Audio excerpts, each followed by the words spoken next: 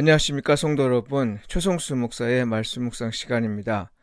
말씀 묵상은 그리스도인의 온전한 예배를 위해 서로 세우는 교회에서 제공합니다. 오늘도 주 안에 거하시면서 성령님의 인도하심을 받으시길 바라고요. 하나님과 이웃에게 복음에 합당하게 반응하며 사시길 축복하며 기도합니다. 오늘 묵상 본문은 마가복음 10장 1절로 31절까지의 말씀입니다. 하나님 나라를 대하는 올바른 태도, 이 제목으로 말씀을 묵상하겠습니다. 오늘 본문 역시 현존하는 하나님 나라의 공동체를 유지하기 위한 원리에 해당하는 말씀입니다.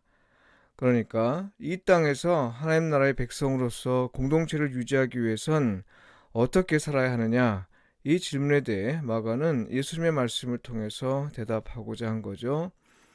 먼저는 개인의 삶에 해당하는 이혼에 관한 사안에서 우리가 주목할 부분은 예수님의 새로운 해석입니다. 일곱 번째 계명은 주로 여성을 겨냥한 계명으로 이해되었습니다.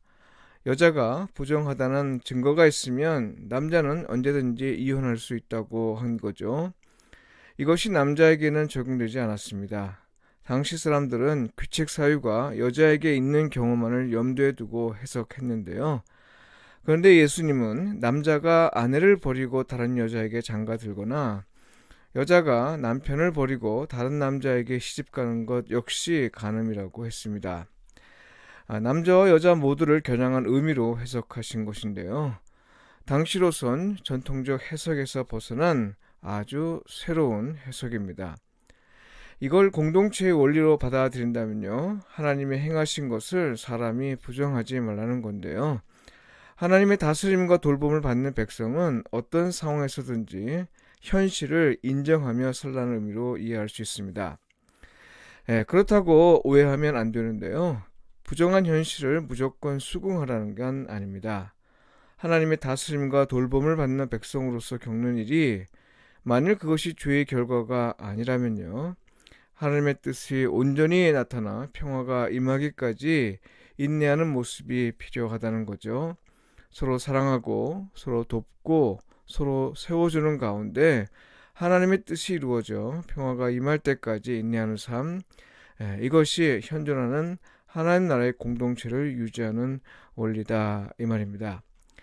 마가는 이것을 좀 더 자세히 설명하면서 예수님이 아이들에게 보이신 태도와 말씀을 전해주는데요.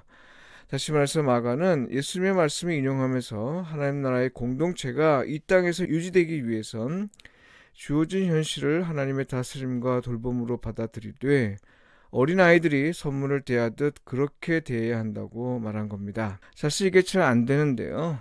안 되는 이유는 우리의 오해가 있기 때문입니다. 왜냐하면 우리는 흔히 하나님의 다스림과 돌봄이 우리에게 항상 좋은 곳으로 경험될 것을 기대하기 때문입니다. 그리고 이어서 마가는 부자 청년에 관한 이야기를 전해줍니다. 계명을 지키면서 자기가 해야 할 일은 다 했으나 이웃과의 관계에서 하나님 나라의 삶을 살기보다 자기가 가진 재물에 더 큰 가치를 둔 청년에 관한 이야기입니다.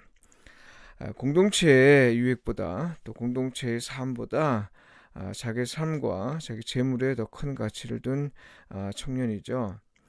이에 예수님은 부자가 천국에 들어가는 것이 낙타가 바늘구멍에 들어가는 것보다 더 어렵다는 말씀을 하셨습니다. 무슨 뜻인가요?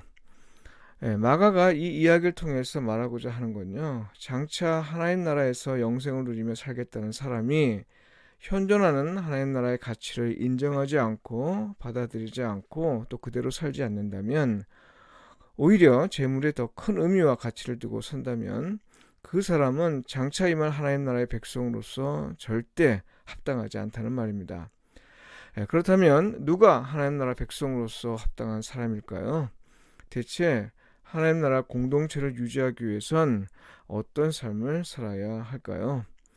이와 관련해서 마가는 예수님과 복음을 위해 곧 현존하는 하나님 나라의 가장 큰 가치를 두며 사는 사람은 반드시 그에 따른 보상을 받을 것이라는 예수님의 말씀을 인용합니다. 그 사람은 마치 밭에 숨겨진 보화를 찾은 사람처럼 행동할 것이라는 거죠. 그러니까요, 현존하는 하나님 나라의 공동체를 유지하는 관건은 예수님을 통한 하나님의 다스림과 돌보심을 인정하며 살고 하나님의 나라, 곧 하나님의 다스림과 돌봄을 어린아이처럼 순수하게 받아들이면서 살고, 그리고 하나님 나라의 가치를 무엇보다 우선하며 살아야 한다는 겁니다. 기도드리겠습니다.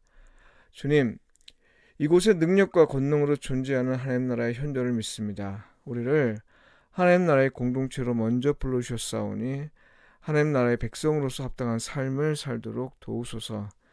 어떤 일이 벌어지든 오직 하나님만을 인정하고 또 받아들일 수 있는 용기를 주소서. 비록 하나님 나라는 보이지 않아도 하나님 나라의 삶을 가장 귀하게 여기며 살게 하소서. 예수님의 이름으로 기도합니다. 아멘.